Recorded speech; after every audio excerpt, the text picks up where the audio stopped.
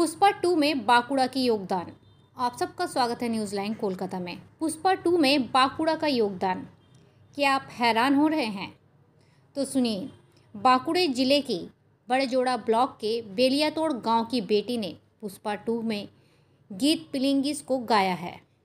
इस गीत में बांकुड़ा की प्रसिद्ध लाल पहाड़ी के देश के रचनाकार झुमुरिया सुभाष चक्रवर्ती की बेटी अर्पिता चक्रवर्ती ने मुख्य गायिका के रूप में पुष्पा 2 के बंगाली डबिंग के गीत पिलिंगिस को गाया है। गीत के शब्द श्रीयात द्वारा लिखे गए हैं और इसे अर्पिता चक्रवर्ती और तिमिर विश्वास ने गाया है। संगीत दक्षिण भारत के सुपरहिट संगीतकार देवी श्री प्रसाद ने दिया था। अर्पिता चक्रवर्ती बचपन से अपने पिता के आदर्श पर बढ़ी हैं।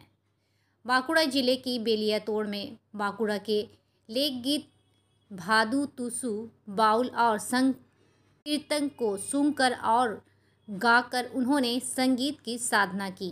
अर्पिता कहती है कि जब वो अपने पिता को संगीत लिखते और मंच पर प्रस्तुत करने हुए देखती थी तो उन्होंने एक गहरी प्रेरणा मिलती थी। अर्पिता ने लोकगीतों में मास्टर डिग्री की है और बाद में झूमर गीतों पर पीएचडी की। पुष्पा 2 में बांकुड़ा की बेटी का गायन सभी को चौंका रहा है। अर्पिता चक्रवर्ती का संगीत के प्रति गहरा अध्ययन और बांकुड़ा के लिए लोकगीतों के प्रति प्रेम उन्होंने इस इंडस्ट्री में एक विशेष स्थान दिलवा रहा है। पुष्पा 2 আমরা জানি সাউথের একটা super duper hit movie Pushpa, সেই পুষ্পার সেকেন্ড ভার্সন পুষ্পা 2 রিলিজ করেছে সম্প্রতি বাংলা সহ 6টি ভাষায় এবং আমার সৌভাগ্য হয়েছে এই পুষ্পা 2 এর বাংলা ভার্সনে একটি গান গাওয়ার। গানটির নাম পিলিংস অলরেডি রিলিজ করে গেছে টি সিরিজ বাংলার ইউটিউব চ্যানেলে। গানটি গেয়েছি আমি এবং তিমির বিশ্বাস এবং লিখেছেন শ্রীজাতদা আর মিউজিক করেছেন সাউথের super hit music director composer DSP Devi Sri Prasad. DSP মানে একটা ধামাকা, আর ঠিক একই রকম ধামাকা রয়েছে এই পিলিংয়ে।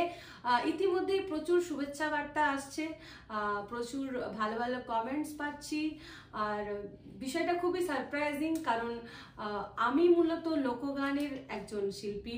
লোকগান নিয়ে আমার চর্চা, আমার বড় হওয়া, আমার বেড়ে ওঠা পশ্চিমবঙ্গের বাঁকুড়া জেলার বেলিয়াতোড় গ্রামে এবং একটি বিশেষ পরিমণ্ডলে আমার বড় হওয়া।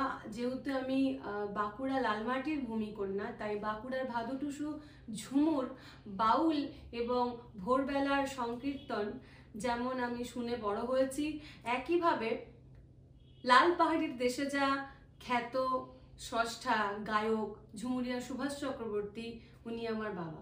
ঈশ্বরের কৃপায় এমন একজন মানুষের সন্তান হতে পেরে আমার গানটা তৈরি হয়েছে, ওইভাবেই আমার গানকে পাওয়া। আর যেহেতু এরকম একটা পরিবেশে বড় হয়েছি, বাবাকে দেখেছি ছোট থেকে গান লিখতে, সুর করতে এবং সেই গান মঞ্চস্থ করতে, তাই কোথাও যেন ওই জিনিসটা হয়তো আমাকে প্রভাবিত করেছে। আমি নিজে না চাইলেও আমি ছোটবেলা এইভাবে হয়তো ভাবিনি, বাট যত বড় হয়েছি তত বিষয়টার মধ্যে যেন আরো বেশি জড়িয়েছি।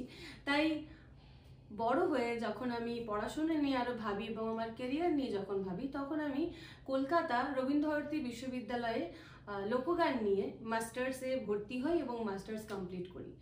পরবর্তীতে আমি মনে হয়েছে যে আমার আরেকটু জানা দরকার, আমার রুটটাকে আরো একটু জানা দরকার, আর এক্সপ্লোর করা দরকার। তাই আমি লাল মাটির যে বিশেষ লোকগান ঝুমুর, সেই ঝুমুরকে আরো অনুসন্ধান করতে আমি আমার পিএইচডি কমপ্লিট করি। আমরা প্রচন্ড গর্বিত, কারণ শুধু ও বেলেতোড়ের মেয়ে হিসেবে নয়, আমাদের বাড়ির মেয়ে, আমার দিদি হয়। এজন্য আমরা সারেগামাপার মতো এত বড় মঞ্চে একটা গান করার সুযোগ পেয়েছে।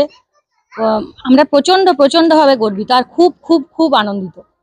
এই যে এরকম প্রত্যন্ত গ্রাম থেকে এই জায়গায় সাফল্য, কতটা আপনাদের কাছে অনুপ্রেরণা? অর্পিতা চক্রবর্তী অনুপ্রেরণা মানে আমরা যে শুধু দিদির কাছ থেকে এটা দেখেছি সেটা নয়, ওনার বাবার কাছ থেকে আমরা দেখে সেটাই বড় হয়েছি যে একটা গান তিনি মানে কতটা দূর পর্যন্ত, দেশ বিদেশ পর্যন্ত পৌঁছে দিতে পারে, এটাই আমাদের কাছে মানে অনেক অনেক অনেক বড় ব্যাপার।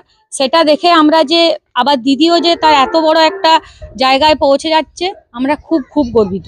দিদি এখানে আসেন? হ্যাঁ, মাঝে মধ্যে আসেন, সময় পেলেই আসেন। ওনাদেরও ধরুন কাজের টাইমে যতটুকু টাইম দিতে পারেন কাজের মধ্যে।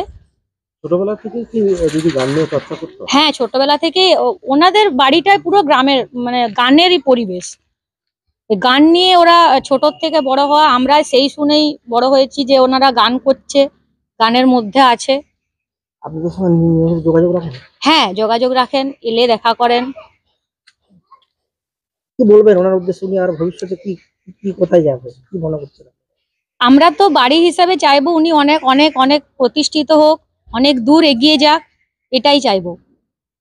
আপনি কি হবেন পুষ্পা টু? কতটা গর্বিত মনে হচ্ছে জেলাতে? প্রচুর ভাবে দিদিকে তো আমরা সবাই গ্রামের মানুষ এক কথাতেই চিনি। এখন দিদি এত বড় একটা মঞ্চে যে গান গেয়ে এলো সারেগামাপা, তারপর পরের পর এত এত চমক আমাদের সবার সামনে আনছে।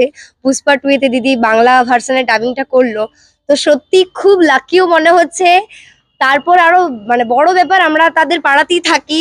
এটা তো আমাদের কাছে একটা বিশাল সুন্দর একটা ব্যাপার যে দিদি গান গেয়েছে, এটাই আমাদের কাছে প্রচুর বড় একটা পাওনা। আরো পরবর্তীকালে যাতে দিদি আরো ভালো জায়গায় যেতে পারে, সেই জন্য আমাদের তরফ থেকে অনেক অনেক শুভেচ্ছা রইলো অর্পিতা দিদির কাছে। এই বিষয়টাকে আপনারা কেমন ভাবে ইন্সপিরেশন হিসেবে নিচ্ছেন? দেখুন, এই দিদির কাছ থেকে অনেক কিছু শেখার আছে। লোকসঙ্গীতের ওপর থেকেও যে এত কিছু করা যায়, এটার মানে কি বলবো, ইন্সপিরেশন নিতে পারি তার কাছ থেকে আমরা সবাই। নাচ বলুন, গান বলুন, দিদি ছোট থেকেই সবকিছুতে ভালো ছিল এবং দিদির কাছ থেকে অনেক কিছু শেখা। আমি নিজেও নাচ করি, দিদির গানে প্রচুর প্রচুর কোরিওগ্রাফ, নাচ সবকিছুই করেছি। সেহেতু একটা ওই দিক থেকে, অন্তত সংস্কৃতির দিক থেকে একটা প্রচুর বড় ইন্সপিরেশন হচ্ছে আমাদের অর্পিতা দি, যে লোকসঙ্গীতটাকে এত ভালোভাবে রিপ্রেজেন্ট করছে আমাদের সবার কাছে। আপনার সাথে ওনার কথাবার্তা যোগাযোগ আছে? হ্যাঁ, আমার দিদি আসে প্রায় সময়, এটা তো দিদির আদি বাড়ি, আসে প্রায় দিনই আসে।